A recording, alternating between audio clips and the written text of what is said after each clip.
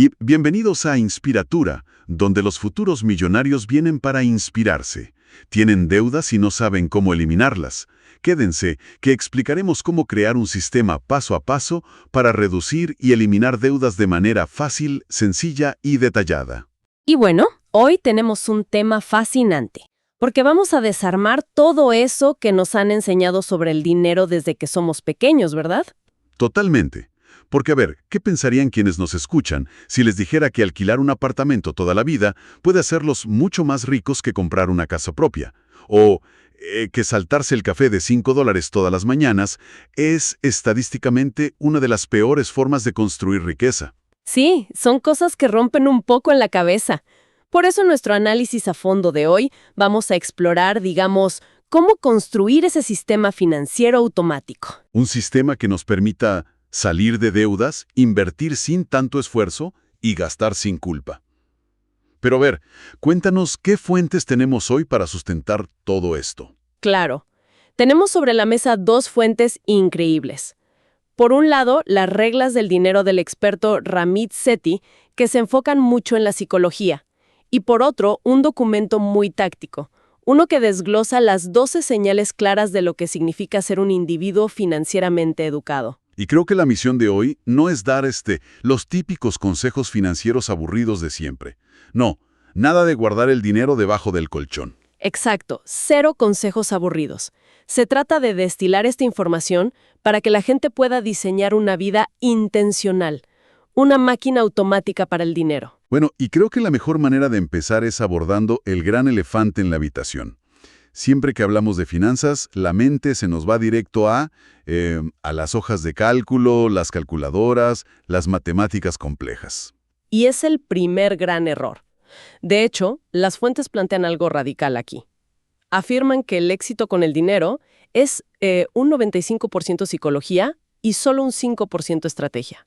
¡Wow! 95% psicología.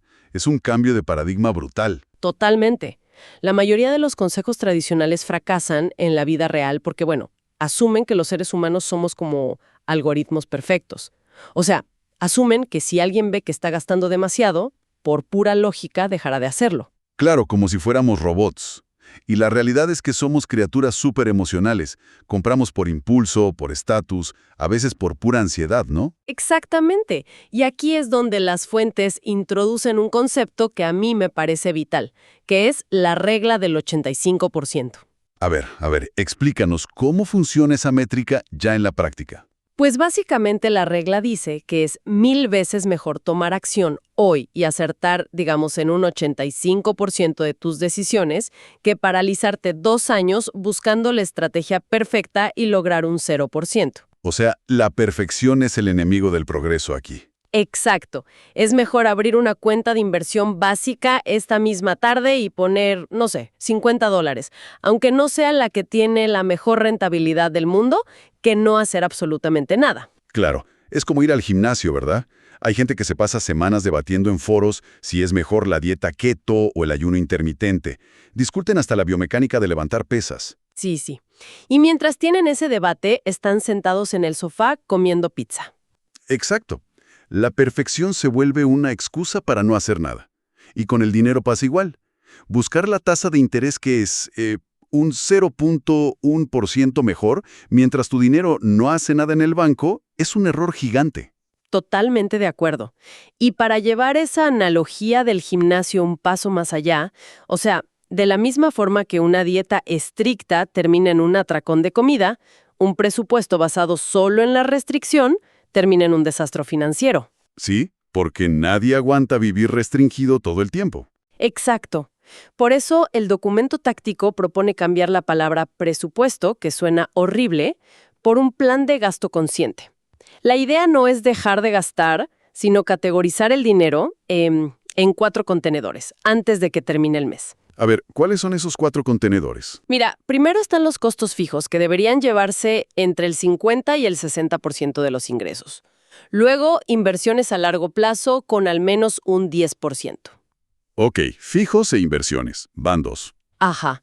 El tercero son los objetivos de ahorro a corto plazo, digamos de un 5 a un 10%. Y el cuarto, que es mi favorito, es el dinero para gastos sin culpa. Ese último rompe todos los esquemas. Gastos sin culpa. Las fuentes mencionan el caso de un chico llamado John, ¿verdad? Y creo que ilustra esto a la perfección. Sí, la historia de John es genial. Él gasta cantidades absurdas de dinero comiendo en restaurantes carísimos unas 4 noches a la semana. Y cualquiera que lo vea desde afuera diría, este chico está tirando su futuro a la basura. Claro, pero porque no conocen el sistema de John. Lo que no ven es que él decidió, por ejemplo, no tener automóvil, se mueve solo en transporte público o en la calle, vive en un apartamento minúsculo. Su filosofía es recortar sin piedad lo que no le importa para gastar extravagantemente en lo que sí le apasiona, que es comer bien. Claro. Y como sus contenedores de ahorro e inversión ya se llenaron en automático a principios de mes, pues puede gastar en esos restaurantes sin sentir un gramo de culpa. Eso es la magia del sistema. Pero, claro, para llegar a ese nivel donde recortas por un lado y disfrutas por el otro, primero tienes que tapar las fugas. Y ahí es donde entra el peor enemigo de la riqueza, que es la deuda. Si estamos intentando armar esta máquina automática, la deuda es como, no sé, tener una grieta gigante en el tanque de combustible. Tal cual. Por más que le pongas ingresos a la máquina, nunca va a arrancar si hay fugas. Y las matemáticas de la deuda de consumo son demoledoras. ¿Cómo funciona eso matemáticamente hablando? Bueno, imagínate que logras una rentabilidad del 10% invirtiendo, que está muy bien. Pero al mismo tiempo tienes una tarjeta de crédito que te cobra un 20% de interés anual. O sea, estás perdiendo dinero a pesar de estar invirtiendo. Exacto. El interés compuesto, que es la fuerza más grande para generar riqueza, en este caso está trabajando en tu contra, devorando todo tu patrimonio. Uf, qué fuerte. Entonces, si alguien que nos escucha está en ese pozo ahora mismo, mirando las facturas y sintiéndose paralizado, ¿por dónde empiezan las fuentes a atacar este problema? Proponen un sistema de 5 pasos muy claro. Y el primero, que suele ser el más difícil psicológicamente, es hacer un inventario brutalmente honesto. O sea, sentarse y anotar absolutamente todo. Todo, cada centavo, a quién se le debe y qué tasa de interés tiene. Y luego hay que elegir una táctica de ataque. Y aquí la psicología vuelve a ganarle a la matemática. Hablan de 2 métodos, la avalancha y la bola de nieve. A ver, entiendo que la avalancha es pura matemática, ¿no? Pagas primero la deuda que tiene la tasa de interés más alta. Así es, pero el método de la bola de nieve hace algo completamente distinto, que sugiere ordenar las deudas por tamaño y atacar primero la más pequeña, ignorando las tasas. Pero matemáticamente eso no tiene sentido. Matemáticamente es ineficiente, sí, pero psicológicamente es brillante, porque al eliminar esa primera deuda pequeñita rápido, el cerebro recibe una inyección de dopamina. Claro, sientes que estás avanzando, tienes una prueba de que el sistema sí sirve. Exacto. Ese impulso emocional es justo lo que mantiene a la gente enfocada durante los meses o a veces años que toma pagar las deudas más grandes. Bueno, y una vez que elistes tu método, las fuentes mencionan un paso de negociación que, honestamente, me cuesta creer. Dicen que llames directamente al banco para exigir que te bajen la tasa de las tarjetas. Sí, suena a locura, ¿verdad? Suena súper ingenuo. O sea, ¿me estás diciendo que una corporación multinacional gigante va a renunciar a sus ganancias solo porque se lo pides por teléfono? Entiendo tu escepticismo, pero se basa en algo muy real en los negocios, que es el costo de adquisición de clientes. Ah, ok. A un banco le cuesta cientos o hasta miles de dólares en marketing conseguir un usuario nuevo. Entonces, si llamas y dices, oigan, tengo esta deuda al 22%, pero otro banco me ofrece transferirla a un 15%, prefiero quedarme aquí, ¿pueden igualar la tasa? Claro. El banco hace su cálculo rápido. Dicen, preferimos retener este cliente que ya sabemos que paga, aunque ganemos menos, a perderlo y tener que gastar en buscar a otro. Exactamente. Ojo, no siempre funciona la primera. A veces tienes que pedir hablar con un supervisor, pero cuando dicen que sí, te ahorras cientos de dólares por una llamadita de 10 minutos. Es un retorno de inversión altísimo por solo 10 minutos de tu tiempo. Y esto se conecta con otra cosa que dice el documento sobre mantener un buen historial para proteger el puntaje crediticio. Sí, el puntaje crediticio es clave. Ese numerito va a dictar tus tasas de interés futuras para cosas gigantes, como financiar un negocio o comprar propiedades. Pero, a ver, supongamos que el plan funciona. pagas tus deudas, de repente tienes un montón de dinero extra cada mes que antes se iba en puros intereses. Las fuentes dicen que aquí hay una trampa peligrosa, ¿no? Peligrosísima. Ese dinero liberado es muy vulnerable. La naturaleza humana es así. Si vemos dinero en la cuenta, automáticamente inflamos nuestro estilo de vida para gastarlo. Y ahí es donde entra la automatización y la defensa financiera. Me parece brillante que las fuentes no te digan que le eches ganas o tengas más fuerza de voluntad. Asumen que somos perezosos. Exacto. La fuerza de voluntad es un recurso limitado que se agota al final del día. Si tienes que decidir ahorrar activamente cada mes, el sistema va a fallar tarde o temprano. Los sistemas siempre le ganan a la motivación. La idea es que el dinero se vaya directo a las inversiones y ahorros el mismo día que te pagan, antes de que lo veas. Sí, y además recomiendan algo drástico: separar las cuentas. Tener la cuenta de gastos en un banco y la de ahorros en otro completamente distinto. Eso es literalmente construir un cortafuegos financiero, un firewall. Porque si tienes todo en la misma aplicación del teléfono, un viernes por la noche, un impulso emocional, en 2 clics pasas tus ahorros a tu cuenta de gastos. Exacto. Pero si los ahorros están en otro banco y la transferencia tarda, digamos, 2 o 3 días hábiles, se crea una fricción psicológica. Claro, esos 3 días son suficientes para que se te pase la locura de comprar esa tontería que no necesitabas. Esa fricción es el primer pilar de lo que los textos llaman defensa de la riqueza. El segundo pilar es el fondo de emergencia. Y ojo, esto no es para irte de vacaciones. No, es un blindaje. Exacto. Un blindaje de 3 a 6 meses de tus gastos básicos. Sirve para que, si hay un despido o una emergencia médica, no tengas que vender tus inversiones en mal momento o volver a endeudarte. Y después del fondo mencionan los seguros. Y mucha gente ve los seguros como un gasto inútil. Piensan, bueno, es dinero tirado a la basura si no chocó el auto. No. Y es un error conceptual terrible. La gente educada financieramente entiende que el seguro no es un servicio, es una herramienta para transferir un riesgo catastrófico a un tercero. Pagas poquito cada mes para que, si pasa algo horrible, no se borren décadas de tu esfuerzo financiero. Es pura gestión de riesgos. Pero bueno, una vez que ya tienes este cortafuegos y ya no hay deudas, es hora de pasar a la ofensiva. Es hora de multiplicar el dinero. Y aquí es donde las fuentes dicen esa frase que me encantó. Dicen que las matemáticas son violentas. Y plantean este caso de 2 inversores, Sally y Dan, que tenemos que explicar detalladamente. Sí, el caso de Sally y Dan explica el interés compuesto y te deja con la boca abierta. A ver, Sally tiene 25 años. Empieza a invertir $200 mensuales durante 10 años y a los 35 se detiene. O sea, ya no mete un solo centavo más de su bolsillo. Nada, deja que el dinero crezca solo. Por otro lado, tenemos a Dan. Dan no empieza a los 25, empieza a los 35 años. 10 años después. Exacto. Y para intentar compensar, Dan invierte los mismos $200 cada mes, pero lo hace religiosamente por 30 años ininterrumpidos, hasta los 65. Entonces, si uno hace la cuenta rápida, Sally solo invirtió de su bolsillo unos $24,000 a lo largo de 10 años, y Dan invirtió durante 3 décadas completas. Cualquiera diría que Dan termina siendo el millonario de la historia, ¿no? Pues las matemáticas demuestran lo contrario. Al llegar a los 65, Sally tiene decenas de miles de dólares más que Dan. ¡Wow! A pesar de que Dan hizo un esfuerzo monumental por 30 años. Y Sally solo 10. La diferencia es que el dinero de Sally tuvo 10 años extra para multiplicarse sobre sí mismo.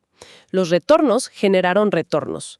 Es una ventaja de tiempo que es matemáticamente imposible de recuperar, sin importar cuánto dinero extra intentes poner después. Esto genera la pregunta obvia. O sea, ¿en qué estaban invirtiendo? Porque tenemos esta idea de que para multiplicar el dinero tienes que estar pegado a 5 pantallas operando todo el día o apostando en criptomonedas. Y las fuentes destruyen esa idea. Abogan por una estrategia que, sinceramente, es muy aburrida. Sí, aburridísima, pero es la clave. Hablan de los fondos indexados de bajo costo, que para ponerlo simple, en vez de tratar de adivinar si las acciones de una empresa tecnológica van a subir mañana y arriesgar todo ahí, pues compras un pedacito de todas las empresas grandes del país. Compras el mercado entero. Exacto. No buscas la aguja en el pajar, compras el pajar completo. Tal cual. Y lo más importante de esto son las comisiones.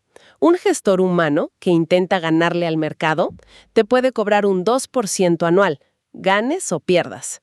Pero un fondo indexado, como es automático, te cobra a veces un 0.03%. Parece poco, pero en 30 años, ese 1 o 2% se traga cientos de miles de dólares de tus ganancias. Entonces, la inversión real no es adrenalina, es constancia aburrida. Exactamente. Y esto de enfocarse en las variables que de verdad mueven la aguja nos lleva a otro punto crucial: la diferencia entre pequeñas y grandes victorias. Uf, este punto me fascina, porque la industria financiera siempre nos ha dicho que para ser ricos hay que dejar de comprar el café de $5 en la mañana. Sí, la culpa del café. Y matemáticamente, claro, si no compras el café, te ahorras unos $1,800 al año. Pero el costo de eso es un sufrimiento diario, es vivir desde la escasez, es estar calculando mentalmente si puedes pedir queso extra en la hamburguesa. Exacto. Y en lugar de gastar energía en eso, las fuentes dicen: enfócate en las grandes victorias. Aprende a negociar profesionalmente y consigue un aumento de sueldo de, no sé, $10,000 anuales. Y esa negociación te toma, digamos, un mes de preparación, pero ese dinero extra se va a acumular año tras año por el resto de tu vida laboral. Y es un principio irrefutable. Hay un límite absoluto en cuanto puedes recortar tus gastos. No puedes bajar de cero. Pero no hay límite en cuanto puedes ganar. Negociar el sueldo, optimizar deudas, refinanciar, eso tiene un impacto 1000 veces mayor que cancelar Netflix. Y bueno, hablando de grandes variables, aquí entramos a un tema donde las fuentes cuestionan el mito sagrado de nuestra cultura, que es la vivienda. Ah, el mito de la casa propia. Desde siempre nos han lavado el cerebro diciendo que alquilar es tirar el dinero a la basura y que comprar es el único camino. Pero las fuentes afirman que los bienes raíces no siempre son esa inversión dorada y que alquilar de hecho te puede hacer más rico. ¿Cómo explican esto? Choca mucho, ¿verdad? Porque la comparación típica es súper incompleta. La gente dice: pago $1,000 de alquiler y la hipoteca me costaría $1,000, así que mejor compro. Pero ignoran totalmente los costos fantasma. Los costos no recuperables, claro. Así es. Si eres dueño de una casa, pagas impuestos, seguros altísimos, mantenimiento. Si se rompe el techo de la casa que alquilas, llamas al dueño y listo. Si se rompe el techo de tu casa propia, es una emergencia financiera gigantesca que sale de tu bolsillo. Claro, el alquiler es la cantidad máxima que vas a pagar por vivienda ese mes. La hipoteca es la cantidad mínima. Siempre habrá más gastos. Es la definición perfecta. Por eso, las fuentes ponen reglas estrictas si de verdad quieres comprar. Dicen: la casa no debe costar más de 2.5 veces tus ingresos anuales. Debes tener el 20% para el enganche. Y el pago total no debe pasar del 30% de tus ingresos brutos, ¿no? Exacto. Si ignoras eso, terminas siendo, digamos, pobre con casa. Tu dinero está atrapado en ladrillos y no tienes cómo invertir en otras cosas. Y además está el costo de oportunidad. Ese 20% de pago inicial son decenas de miles de dólares que no están generando retornos líquidos. La gente que alquila de forma inteligente toma ese dinero más lo que se ahorran en reparaciones y lo meten en los fondos indexados que hablábamos. Sí. Y el mercado de valores a largo plazo casi siempre supera la apreciación de las casas residenciales. A veces, matemáticamente, alquilar es la decisión muy superior. Todo este debate de comprar, alquilar, ganar más, es súper interesante. Pero las fuentes hacen una pausa aquí y aclaran algo vital. Acumular dinero por acumularlo no sirve de nada. El dinero es solo el motor. Y aquí es donde piden definir lo que ellos llaman la vida rica. Es el núcleo de todo. ¿Para qué quieres el dinero?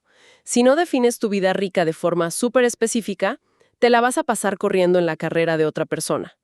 Para unos, una vida rica es viajar. Para otros, es pagarle la universidad a los hijos sin estrés. O simplemente tener la libertad de renunciar a un trabajo tóxico el día que quieras. Y para que perseguir eso no te dé ansiedad, hablan de los marcos de gasto, que son como un sistema operativo instalado en tu cerebro. Sí, reglas preestablecidas. El autor de ejemplos de él mismo, como siempre voy a comprar los libros que me llamen la atención sin mirar el precio, porque una buena idea lo justifica todo. O pagar un mejor asiento si el vuelo dura más de 6 horas. Como ya tomaste la decisión antes, la culpa por gastar desaparece por completo. Así es. Y para saber si todo este sistema funciona, el documento recomienda algo clave, que es calcular tu patrimonio neto. Sumas tus activos, le restas tus deudas y es el termómetro perfecto, sin autoengaños. Definitivamente, es entender que somos emocionales, automatizar la defensa, eliminar la deuda y enfocar la energía en las grandes victorias para multiplicar el dinero. Y todo para financiar nuestra vida intencional. Y mira, analizando todas estas piezas, quiero dejar a quienes nos escuchan con una reflexión que viene de la regla 14 de los textos. La idea de que nadie viene a rescatarnos. Ningún gobierno, ningún golpe de suerte. Es duro, pero es la realidad. Sí, pero asumir esa responsabilidad te abre una puerta increíble. Porque, ¿y si el verdadero lujo de la libertad financiera no es poder comprar autos deportivos o ropa cara para impresionar a otros? ¿Qué tal si el lujo definitivo es llegar al punto donde el dinero se vuelve completamente invisible en tus decisiones diarias? Donde decides qué hacer con tu tiempo solo por curiosidad o pasión y no por el saldo en el banco. ¡Wow! ¡Qué forma tan poderosa de replantear el objetivo final! Que el dinero sea invisible. Bueno, gracias por escucharnos. Suscríbanse a Inspiratura para saber más. Nos vemos en el próximo podcast.